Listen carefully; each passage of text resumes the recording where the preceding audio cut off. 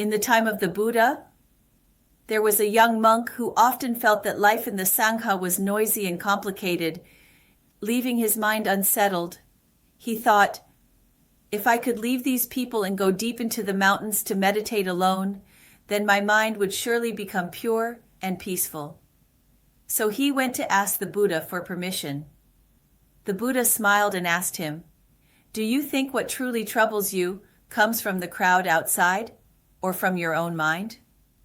The monk could not answer. The Buddha continued, "If your mind can rest in right mindfulness, then even in a busy marketplace, it is as if you are dwelling in the mountains. But if your mind is bound by afflictions, then even if you withdraw from the world, you will still not find peace." Hearing this, the monk suddenly understood. True quietness does not come from escaping the environment, but from training and disciplining one's own mind.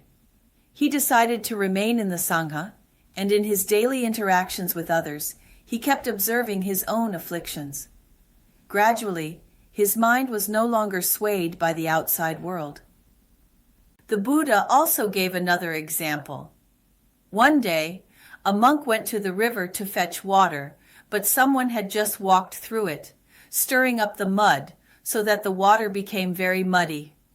No matter how hard he tried, he could not collect clean water. Helpless, he went back to report to the Buddha. The Buddha said, "Put down your bucket, sit by the riverbank, and wait." The monk followed his instructions. Sure enough, after a while the mud settled and the water became clear again. The Buddha said, "The mind is just like this. When it is stirred by greed, anger, and ignorance, it becomes like muddy water. But if it can settle down, no longer stirred by conditions, then naturally it will become clear and bright." These two stories both remind us the root of affliction is not in the outside world, but within our own minds. True peace does not come from avoiding the environment, but from looking inward. If we can let go of greed, hatred, and delusion, then even in the midst of a crowd, we can be calm and at ease. But if the mind is restless, even in seclusion, we cannot be truly peaceful. Therefore, whenever we do anything, the most important step is first to observe our own mind.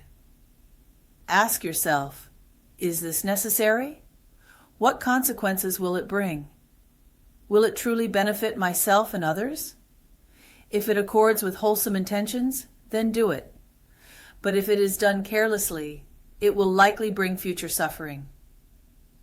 The Buddha reminds us, once the mind is calm and steady, our actions will also be steady and correct. In this way, we can find genuine peace and clarity in this impermanent world.